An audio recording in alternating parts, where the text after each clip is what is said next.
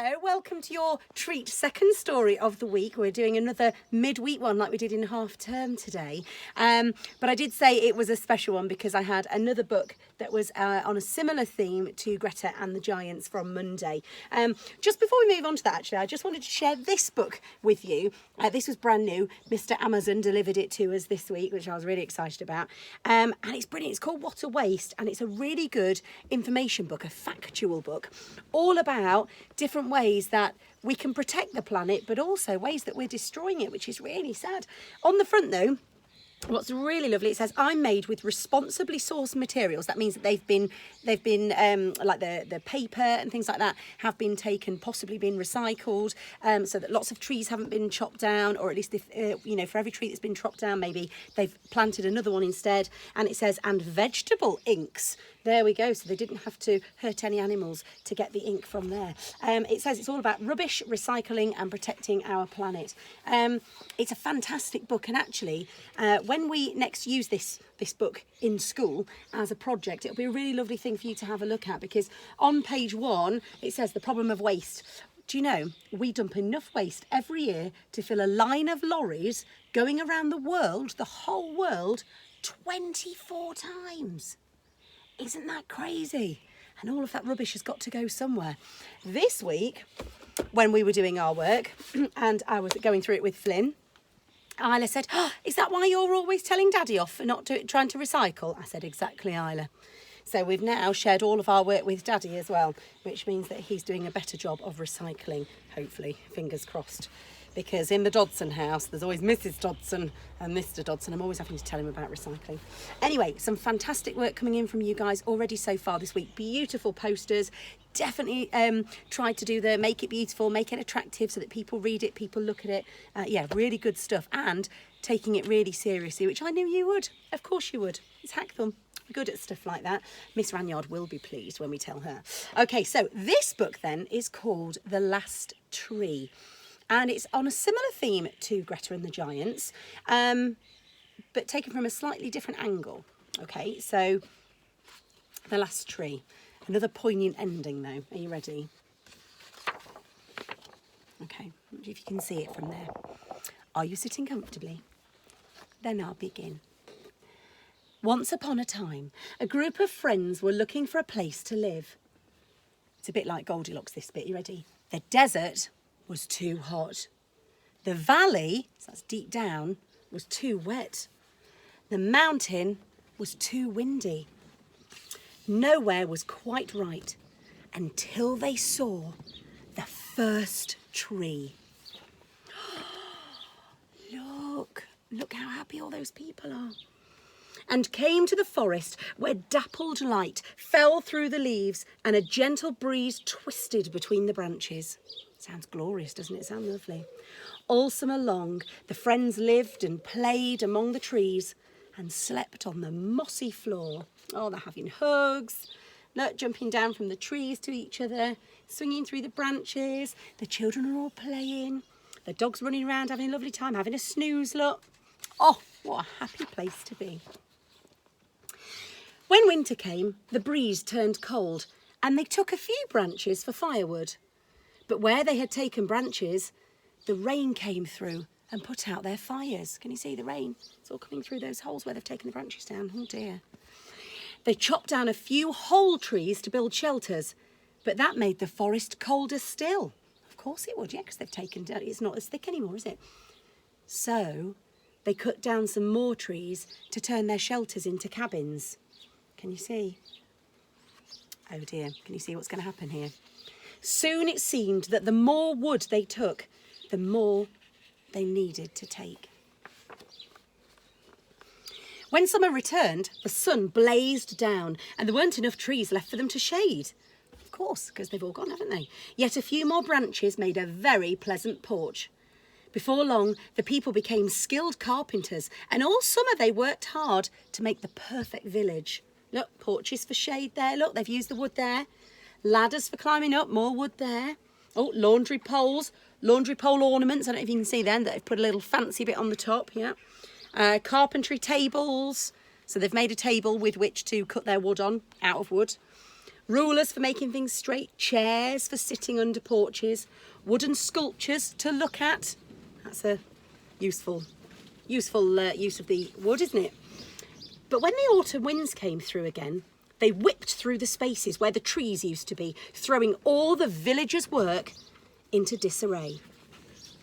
It means craziness everywhere. Well, they needed a new plan, one that would solve all their problems forever. Can you see that if I do it there? And here we are. Do you want to know what they're saying here? Let's tie everything down with rope. That'll never work. Well, we have to do something. We could catch the wind in big bottles. Not sure about that. A barrier's the answer. Oh, we need more wood. Oh dear. Can you see what's going to happen? So they cut down all the trees still standing. All that is, except one last tree. That was no good to anyone. Can you see? And they're saying, what about this one? Oh, leave it. It's really more of a weed. That's the only tree left in that whole forest. Can you see that there? I don't know about you, but that makes me feel really sad. And with the wood, they built a wall. What fun they had working together to build it, and how proud they were when it was done. Stillness descended like a blanket. That means it just fell. Stillness fell on the village. The clothes stayed put. The plants grew tall and straight. At last, the place really was just right. Is it just right? Do you think it's just right? Here we are, look. How does that look to you? That great big wall. What do you think? But with nothing to look at but the wall, something happened to the people too. In time, they started to forget their games and songs, and soon the happy village had grown cold and hard, for now the villagers had walls around their hearts. They don't maybe want to be friends anymore. This one's saying, I saw the neighbours looking at me strangely yesterday. I think they're jealous of our cabbages. They were peeking through our window, I swear it. Perhaps we ought to reinforce the door. That means to make it stronger. Fence in the garden. Board up the windows. It had taken all the wood they had to build the wall. And so, before too long, each parent, thinking they were being clever, said the same thing to their child. Remember the last tree? The one that was more like a weed, tiny and weak? We need to stay inside and guard the house, that's what the parents are saying. So, will you take this axe? Go out beyond the wall, see if it's still there, chop it down, and bring us back the wood. Get it before the neighbours do. And look, there's 3 different houses there, all saying the same thing. They've decided they want to make their houses even stronger so no one can get in. And they're sending the children to cut it down. What do you think might happen next? But when the children, creeping out beyond the wall, found each other by the little tree, they soon forgot their task. They laughed and ran and played and sang and tended the tree and gathered its seeds. Look how happy they are. Can you see them? Can you see their faces? They're all smiling and running and having such a fantastic time. Each day they visited. Look, can you see the tree? What's happening to it? It's getting bigger and bigger and bigger. It grew a little taller and more proud until they knew that they could never cut the last tree down. I wonder what their parents are going to say. What do you think? Meanwhile, each night, the parents asked their children why they hadn't brought back wood. But when the children talked about the tree and how it made them feel, their parents wouldn't come outside to look or even listen. That's when the children knew what they had to do. They started to bring home wood. But it wasn't from the last tree. So they're bringing home wood to try and stop the parents going on about it. So where are they getting it from? Can you guess? And when it was delivered, plank by plank, their parents didn't question why it was so long and straight and smooth. All they said was, this'll do just fine, and oh, that's good. Can you see? Do you recognise that wood from anywhere? They boarded and banged and fenced and reinforced and never once looked out or up. You ready? It was only when the wind rushed into the village, rattling their boarded up windows and knocking down their new fences, that they ran outside and saw that despite all their new wood, so all that wood that they'd been given, look at that. the last tree still stood. Is that where you thought the children had got it from? Look, there's one child peeking through there, probably thinking, I'm going to be in trouble. And the rest of the children are there playing. Now, what are the adults going to think now? They're going to be cross? What do you think? In the bright daylight, they remembered that they were old friends, not enemies. And when they heard their children playing in the tree, saw how the cool wind twisted gently through its branches and the sunshine fell into dappled shadows to the ground beneath, they were reminded of how things used to be. Then all at once they understood what they'd done and how perhaps they could begin again. So what's the lesson? What are they going to do? What fun they had taking down the wall, and how proud they were when it was done. As they planted seeds and tended the saplings, that's young trees, they talked and sang, and as the children grew, a new forest grew with them. And the last tree became the first. Look at that, look. Isn't that better? Seeing all of those trees grow back again. Look, and it's so special, the last tree. Can you see on there that some of the parts of the tree are in really bright colours? Look, it's all metallic. What a special book. There we are. So there's a lesson in looking after our planet.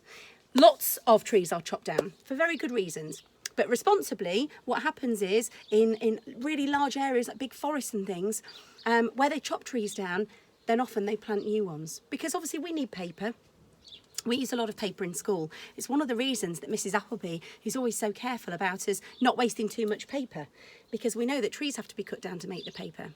But if we use it responsibly, and we know that as some companies, as they chop trees down, then they're planting new ones, that's what it's called, about being responsible. And that's what this book's talking about, responsibly sourced materials. So there we go. Lots of things to keep you thinking about being one of Miss Ranyard's green ambassadors this week.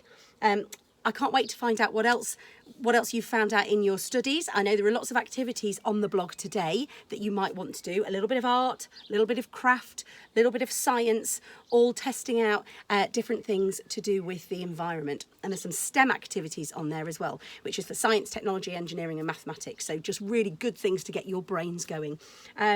You're already brilliant green ambassadors anyway. I know you're incredibly fantastic at recycling when we're at school, and I bet you take that home with you as well.